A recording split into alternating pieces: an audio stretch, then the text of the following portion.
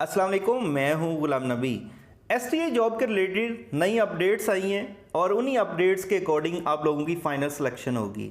जो लोग नई अपडेट्स मतलब नई पॉलिसी को फुलफिल करते होंगे उनकी सिलेक्शन हो जाएगी और उनके ऑर्डर जारी हो जाएंगे, और जो नई अपडेट्स नई पॉलिसी को फुलफिल नहीं करते होंगे उनकी रिजेक्शन हो जाएगी, मतलब वो सिलेक्ट नहीं होंगे।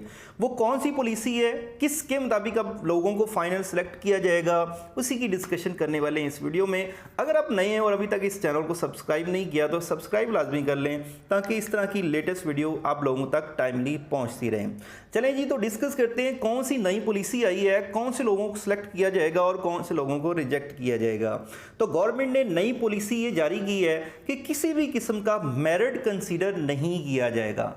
अब कोई भी पर्सन, चाहे वो मेरिट नंबर 20 पर आ रहा है, मेरिट नंबर 10 पर आ रहा है, मेरिट नंबर 1 पर आ रहा है, उनको कंसीडर नहीं किया जाएगा।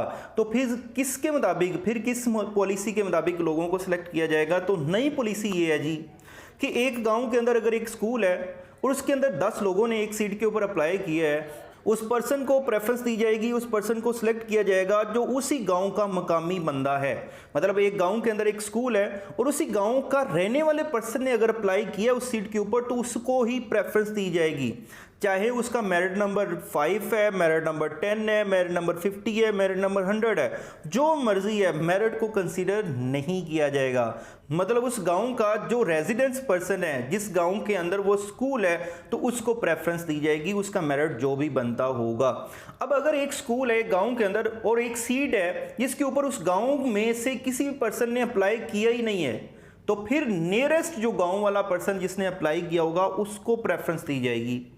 ठीक है, अगर नियरेस्ट वाला भी नहीं मिलता तो फिर उससे दूर, फिर उससे दूर। यूनियन काउंसिल के अंदर जितने भी गांव होंगे उनको उसके डिस्टेंस के लिहाज से उनको कंसीडर किया जाएगा।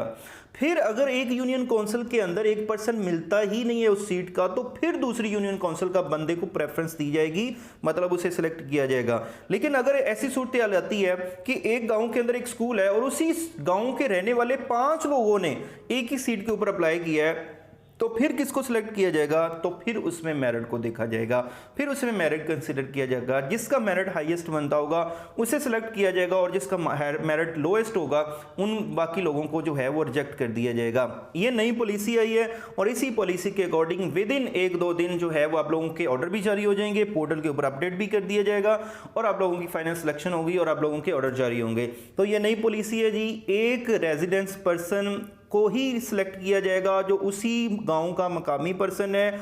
अगर उसी गांव के अंदर मल्टीपल लोगों ने सीट के ऊपर अप्लाई किया है तो फिर मेरिट को देखा जाएगा। ठीक है, इसी तरह से मेरिट कंसीडर अब नहीं किया जा रहा, सिर्फ और सिर्फ उस लोकल पर्सन को प्रेफरेंस दी जा रही है जो उसी गांव का रहने वाला है। तो ये नई अपडेट्स हैं जिनके अकॉर्डिंग आप लोगों की फाइनल सिलेक्शन होगी। फिर भी आप लोगों का कोई क्वेश्चन हो तो आप लोगों ने लाजमी कमेंट की शक्ल में पूछ लेना है। थैंक यू, अल्लाह हाफिज़।